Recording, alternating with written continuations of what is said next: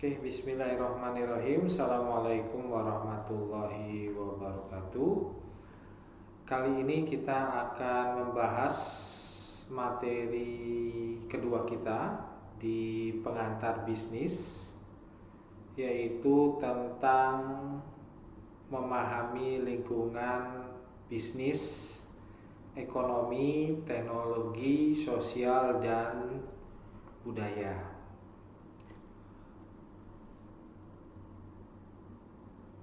Sebelum kita masuk ke dalam, kita harus mengetahui dulu apa itu lingkungan bisnis. Lingkungan bisnis atau business environment itu mengacu pada serangkaian kondisi atau kekuatan yang mempengaruhi fungsi-fungsi bisnis. Lingkungan ini itu bisa berada di luar atau di dalam organisasi. Kita perlu memahami lingkungan bisnis, sifat lingkungan bisnis dan perubahannya, karena ini sangat penting terutama dari analisa bisnis dan dalam merancang strategi kompetitif. Itu untuk memastikan strategi dari perusahaan yang kita miliki itu sesuai, sehingga target yang direncanakan itu tercapai. Tidak hanya di waktu sekarang, tapi juga di masa depan. Jenis lingkungan bisnis secara garis besar itu ada dua. Yang pertama, lingkungan internal. Ini lebih kepada faktor-faktor di bawah kendali dari perusahaan. Sedangkan yang kedua itu lingkungan eksternal. Ini yang mewakili berbagai faktor di luar kendali dari perusahaan. Lingkungan eksternal ini juga merupakan sesuatu yang berada di luar batas-batas organisasi dan mungkin mempengaruhi organisasi tersebut. Jadi kita tidak heran lingkungan eksternal ini memainkan peranan yang sangat besar dalam menentukan keberhasilan atau kegagalan semua organisasi. Oleh karena itu, seorang manajer harus memahami lingkungan, baik itu lingkungan yang internal maupun eksternal. Dan seorang manajer juga harus mampu untuk menganalisa secara akurat. Dan selanjutnya kita bisa berusaha untuk beroperasi dan bersaing di dalamnya. Dan tentu saja bisnis dapat juga mempengaruhi lingkungan dari yang lainnya.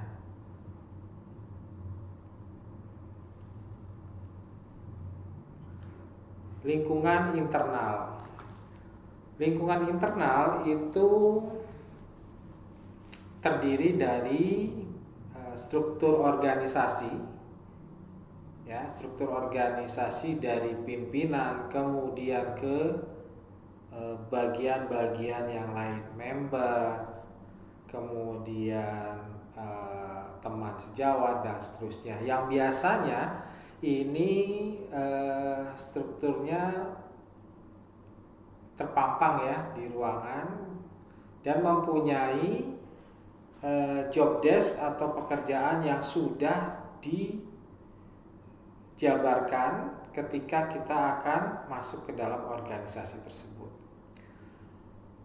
Selain itu juga ada lingkungan internal lainnya seperti budaya perusahaan, ya, kemudian sumber daya perusahaan yang tentunya mereka itu akan mengendalikan perusahaan tersebut. Dan kita bisa beradaptasi dengan lingkungan eksternal dan untuk mencapai sebuah tujuan.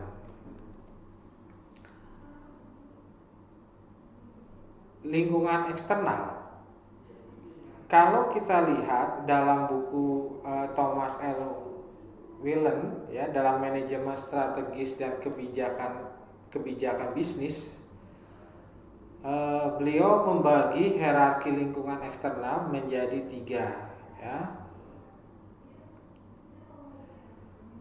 Ada yang sifatnya natural, physical environment, ya, ada task environment, social environment, dan internal environment. Oke, kita akan jabar satu persatu. Ini adalah ilustrasi dimensi lingkungan eksternal ya. Ada yang global dan seterusnya ya. Kalau lingkungan fisik alami atau natural physical environment itu terdiri dari sumber daya fisik, kemudian iklim dan satwa liar.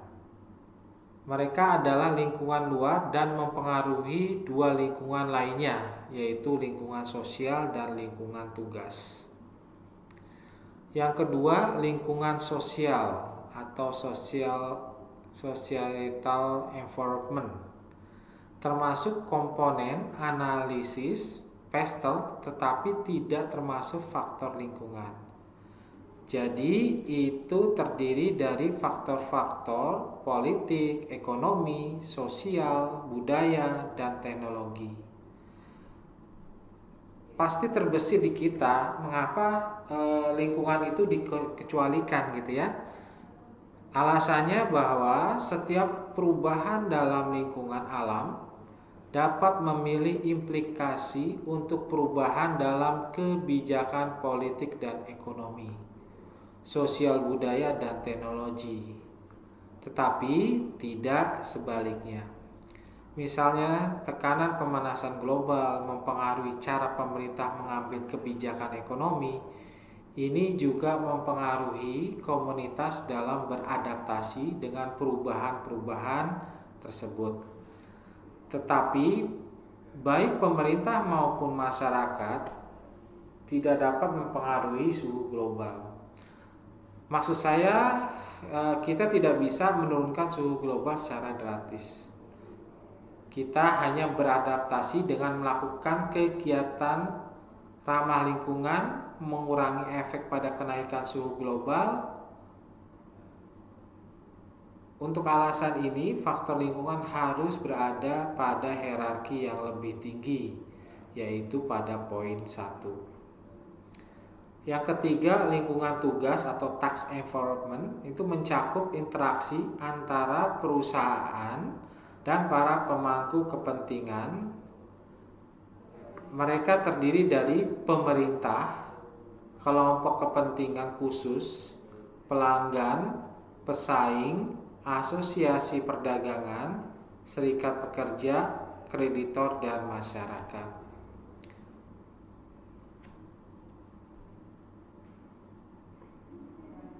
Lingkungan bisnis mempengaruhi keberhasilan dan profitabilitas perusahaan. Perubahan yang mempengaruhi keputusan strategis perusahaan, beberapa mungkin memiliki dampak tidak langsung, sementara yang lainnya memiliki dampak langsung. Contohnya lingkungan alam, seperti kebakaran hutan, perubahan iklim, dan bencana alam.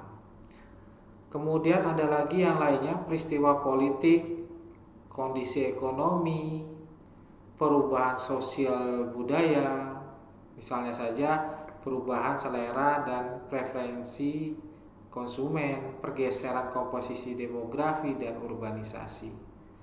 Perubahan regulasi seperti regulasi persaingan, keamanan produk, perlindungan konsumen. Ada lagi teknologi, misalnya internet dan e-commerce. Kondisi internal seperti pergantian karyawan dan produktivitas. Jadi hal-hal tersebut adalah yang akan mempengaruhi keberhasilan dan profitabilitas perusahaan. Unsur lingkungan organisasi. Unsur tersebut itu mencakup dalam lingkungan organisasi perusahaan.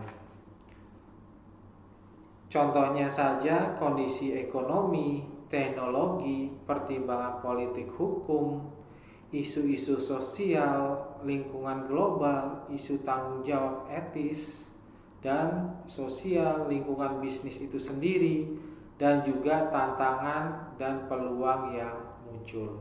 Itu adalah unsur-unsur dari lingkungan organisasi.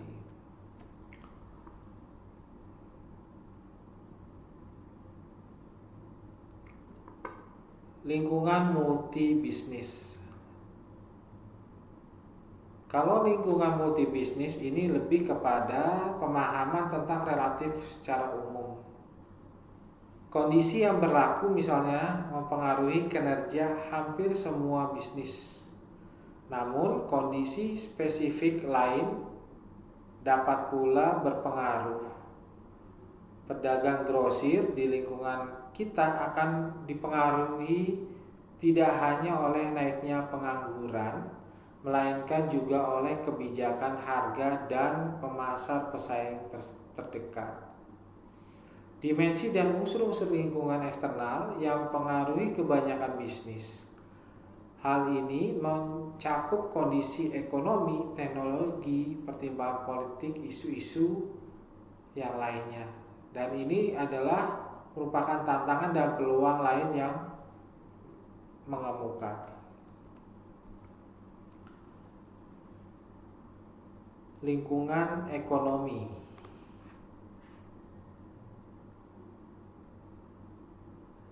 Lingkungan ekonomi menunjukkan pada kondisi sistem ekonomi di wilayah organisasi tersebut beroperasi ya. Misalnya saat suatu buku ditulis beroperasi di lingkungan ekonomi yang sedang, tingkat pengangguran yang sedang, dan inflasi yang rendah. Faktor ekonomi semacam itu sering mempengaruhi bisnis dalam berbagai cara.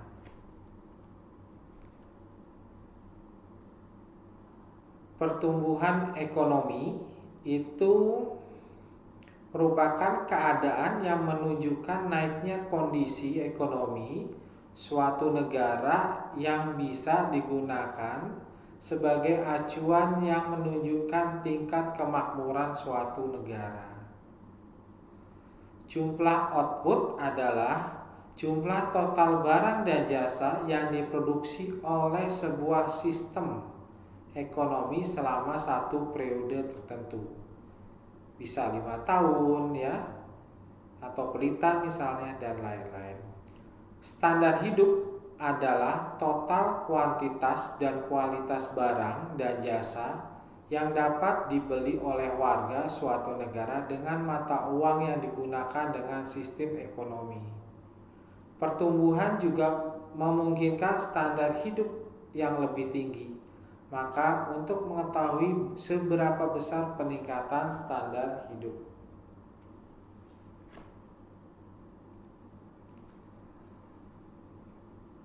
untuk mengetahui pertumbuhan, maka kita perlu memahami juga beberapa hal tentang GDP atau yang dimaksudkan adalah Gross Domestic Product.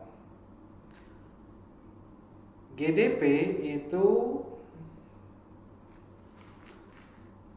adalah produk domestik bruto yang nilai total barang dan jasa yang diproduksi dalam suatu periode tertentu oleh perekonomian nasional melalui faktor produksi domestik.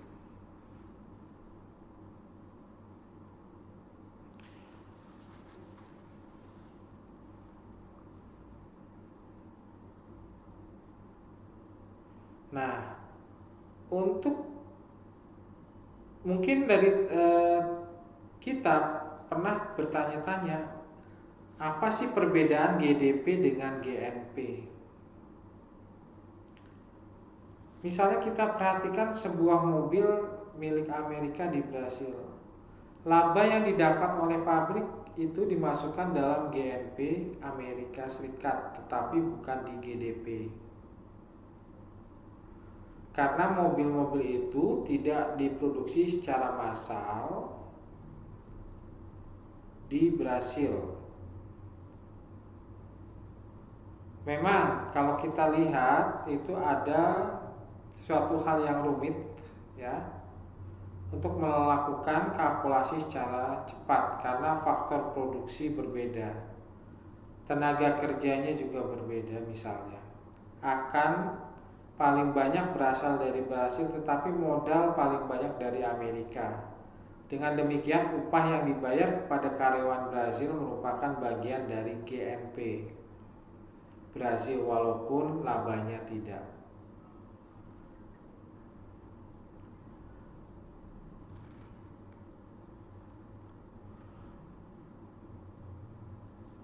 GNP atau Produk Nasional Bruto adalah total nilai barang dan jasa yang diproduksi secara nasional oleh suatu negara dalam satu periode tertentu, terlepas dari di mana faktor produksi itu berada. Itu ya. Perbedaannya dengan gross domestic product dengan produk nasional bruto. Yang kedua ada istilah GDP real yang dihitung untuk menanggapi perubahan nilai mata uang dan perubahan harga.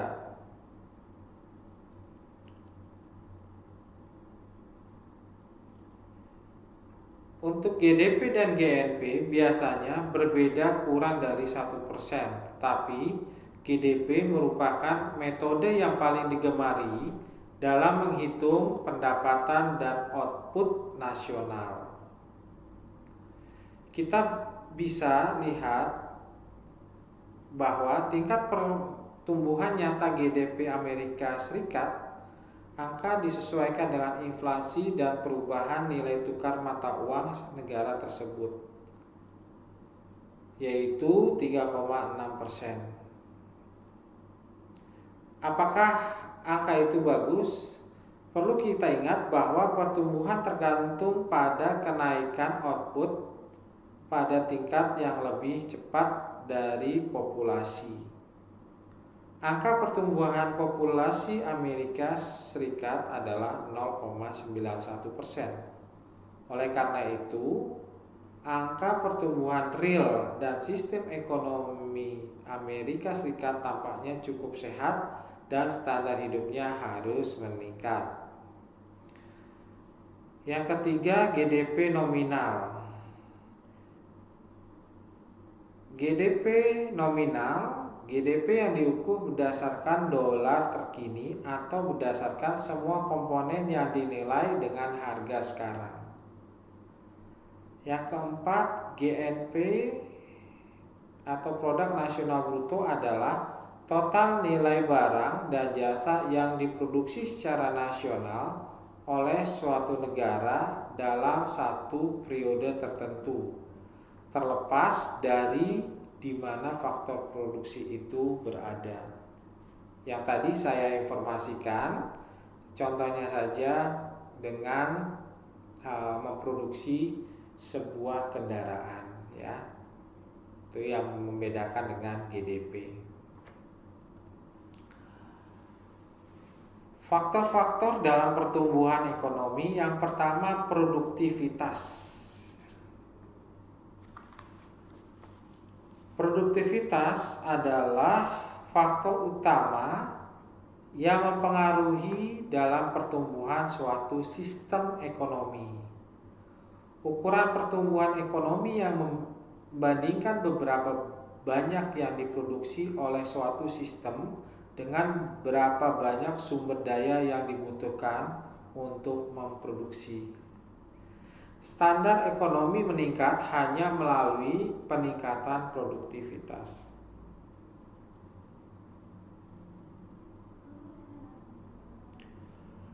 Neraca perdagangan itu adalah nilai ekonomis semua produk yang diekspor sebuah negara dikurangi nilai ekonomis produk impor.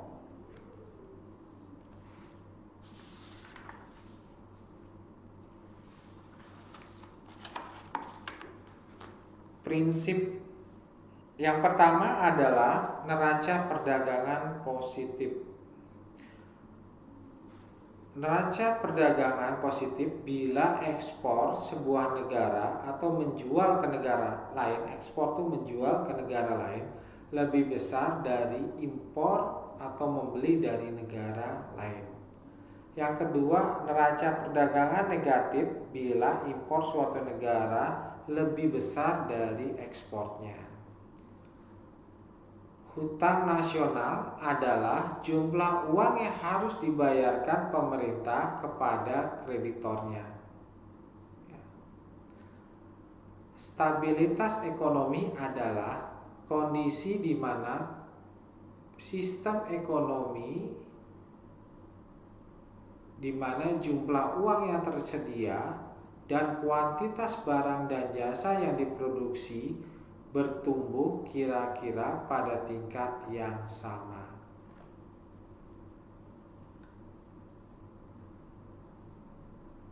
Faktor-faktor yang mengancam stabilitas ekonomi. Yang pertama adalah inflasi ya. Ini terjadi apabila ada kenaikan harga yang meluas di seluruh sistem ekonomi. Bagaimana inflasi dapat mempengaruhi? Apabila inflasi terjadi bila jumlah uang yang beredar dalam sebuah perekonomian melebihi output aktualnya.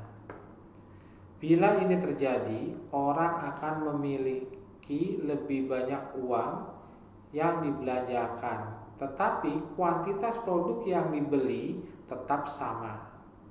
Ketika mereka bersaing satu sama lain untuk membelanjakan, tetapi kuantitas produk yang dibeli tetap sama. Ya. Ketika mereka bersaing satu sama lain untuk membeli produk yang tersedia, harga melonjak. Tidak lama kemudian, harga yang tinggi itu akan menghapus kenaikan jumlah uang yang beredar dalam ekonomi. Maka daya beli pun merosot. Inflasi juga sangat merugikan konsumen karena yang sering menjadi pertimbangan utama ketika memutuskan untuk membeli sebuah produk adalah harga. Dengan kata lain, sifat alami konsumen adalah akan membeli suatu barang jika harga barang itu sesuai dengan yang diinginkan. Hal-hal yang mempengaruhi keputusan seorang dalam membeli suatu barang dan jasa adalah yang pertama, pendapatan rumah tangga, harga suatu barang dan jasa, tingkat kenaikan harga. Nah, untuk mengukur inflasi gimana? Yaitu perubahan indeks dikali 100 indeks harga awal.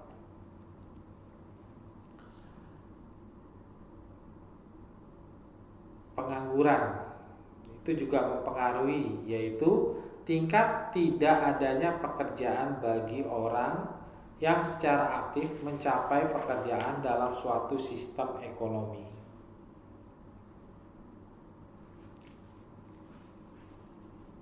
Bila tingkat penganggurannya rendah, maka kurang tersedia tenaga kerja untuk direkrut bisnis.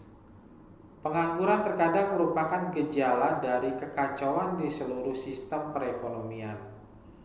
Selama menurunkan siklus bisnis, orang yang di berbagai sektor bisa kehilangan pekerjaan pada waktu bersamaan. Yang ketiga, lingkungan teknologi. Teknologi umumnya mencapai semua cara yang digunakan perusahaan untuk menciptakan nilai bagi konstituennya mereka. Teknologi mencakup pengetahuan manusia, metode kerja, peralatan fisik, elektronik, dan telekomunikasi, serta berbagai sistem pengelolaan yang digunakan untuk melaksanakan kegiatan bisnis. Walaupun teknologi yang diterapkan dalam organisasi, bentuk dan ketersediaannya teknologi berasal dari lingkungan umum. Teknologi produk dan jasa adalah teknologi yang digunakan untuk menciptakan produk baik barang fisik maupun jasa bagi pelanggan. Walaupun banyak orang yang mengasosiasikan teknologi dengan manufaktur, teknologi juga merupakan kekuatan yang signifikan dalam sektor jasa. Teknologi adalah basis persaingan bagi beberapa perusahaan, khususnya perusahaan-perusahaan yang bertujuan menguasai industri. Sebuah perusahaan mungkin memusatkan upaya untuk menjadikan produsen berbiaya rendah atau selalu memiliki produk yang paling maju secara teknologi di pasar. Teknologi proses bisnis adalah teknologi yang banyak digunakan untuk meningkatkan kinerja perusahaan di bidang operasional internal. Contohnya saja akuntansi, pengelolaan arus informasi, menciptakan laporan kegiatan, dan lain-lain. Teknologi juga membantu menyiapkan hubungan baik dengan berbagai konstituen eksternal seperti pemasok maupun pelanggan.